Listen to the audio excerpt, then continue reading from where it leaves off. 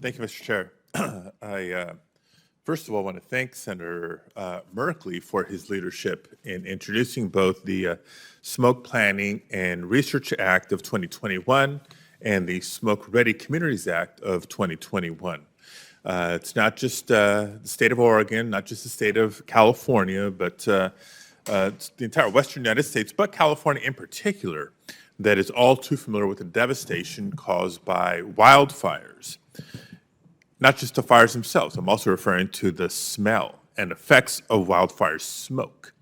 But again, it's not just a California issue, it's not just a Western United States issue, because a lot of people remember, I know I got calls from my colleagues all the way to Illinois, even colleagues on the Eastern Seaboard last year, complaining about the air quality.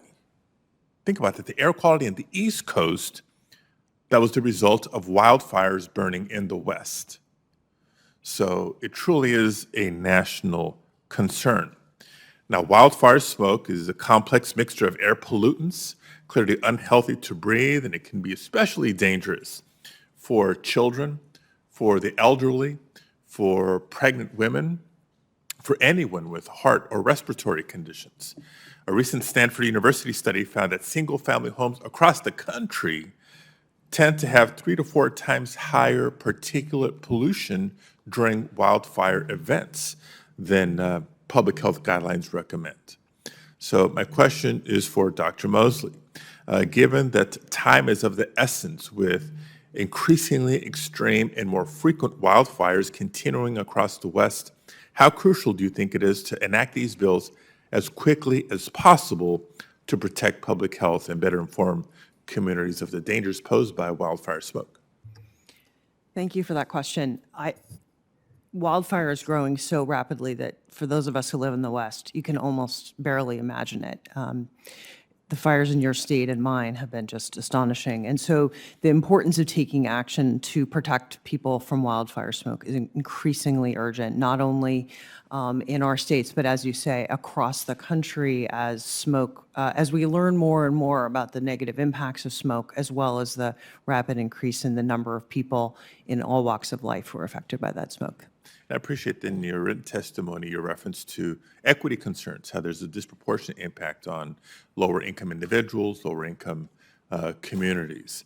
Mr. Walke, my home state of California has long been recognized as a national leader in the fight against the climate crisis and for our efforts to protect communities from toxic air and water pollution as well.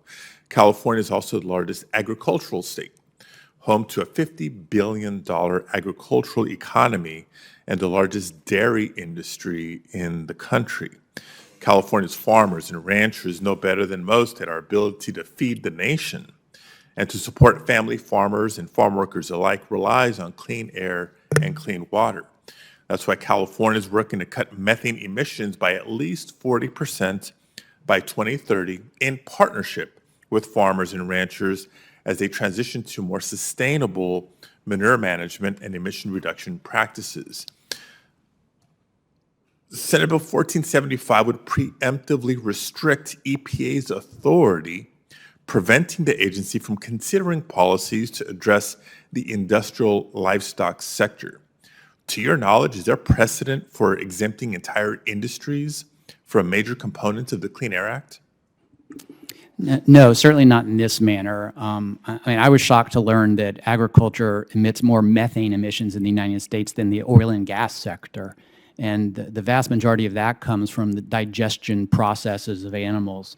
It's not a problem that we should be kind of permanently codifying into an exemption in the law. If we kick the can down the road with an appropriation rider, we can always change our mind. But if it becomes a permanent exemption from the Clean Air Act, my experience is it's just never going to go away. We're never going to solve this problem. So just to underscore the point, how important is the EPA's operating permit program to the ability of states like California to protect the public and support investments in smart, sustainable agriculture practices?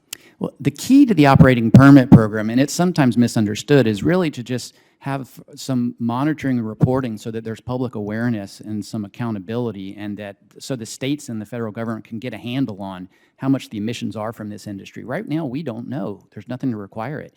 EPA was required by a court in 2005 to develop emissions estimation methodologies for concentrated animal feeding operations, or CAFOs. They are 17 years overdue.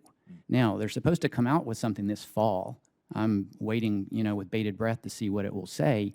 But we're just not taking this problem seriously. And unfortunately, a permanent exemption from the Clean Air Act is just not the right approach, in my opinion. Thank you very much. Thank you, Mr. Chair. Senator Padilla, good to see you. Thanks for joining us today. Senator Markey, how are you? Thank you, Mr. Chairman. I'm doing great. I hope